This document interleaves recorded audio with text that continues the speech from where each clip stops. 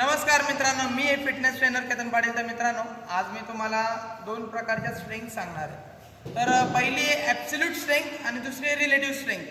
तर absolute strength म्हणजे काय, जे एक्सटर्नल वेट घेऊन तुम्ही परफॉर्म करता. जसं डेडलिफ्ट घेताना तुम्ही एक्सटर्नल वेट लावतात, त्याच्यामध्ये 20 kgचे प्लेट्स वगैरे. देन तुम्ही बेंच प्रेस करतात, स्क्वॉट करताना जे बार्बल स्क्वॉट करतात, हे सर्व येतं ॲब्सोल्यूट स्ट्रेंथ. आता बहुतेक वेळेस काय होतं, भरपूरशा जिममध्ये पोरं आहे ना एक्सटर्नल वेटवर जास्त फोकस करतात, बरोबर आहे. जशी मशिनरीने एक्सरसाइज करणं, एक्सटर्नल वेट घेऊन एक्सरसाइज करणं. सो मित्रांनो, तुम्ही ॲब्सोल्यूट स्ट्रेंथवर जेवढं फोकस करतात तेवढंच रिलेटिव्ह स्ट्रेंथवर पण फोकस करत जा. आता रिलेटिव्ह स्ट्रेंथ म्हणजे काय, जसे की pushups, pullups, body weight squat.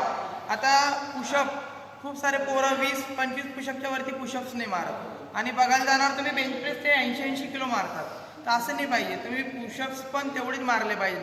Minimum 50 ते 60 पुशअप्स आरामाने गेले पाहिजेत. पुलअप्स पण तुमचे 15 ते 16 पुलअप्स आरामाने गेले पाहिजेत. स्क्वॉट पण तुमचे 50 ते 100 स्क्वॉट आरामाने गेले पाहिजेत.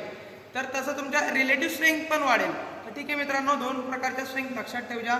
ॲब्सोल्यूट स्ट्रेंथवर पोरं जिममध्ये फार फोकस करतात, बट रिलेटिव्ह स्ट्रेंथ पण तेवढंच महत्त्वाचे आहे. रिलेटिव्ह स्ट्रेंथमध्ये तुम्ही तुमच्या बॉडीला बॅलन्स करून भरपूरशा एक्सरसाइज करू शकतात. आणि समजा आज जिमला जाणं टाळलं किंवा नाही जाता आलं तर तसाच परफॉर्म तुम्ही घरी पण करू शकतात. सो दॅट्स वाय तुम्ही रिलेटिव्ह स्ट्रेंथकडे पण चांगलं लक्ष द्या मित्रांनो. ठीक आहे. सो लक्षात ठेवा दोन प्रकारच्या strength. Thank you so much for watching my video.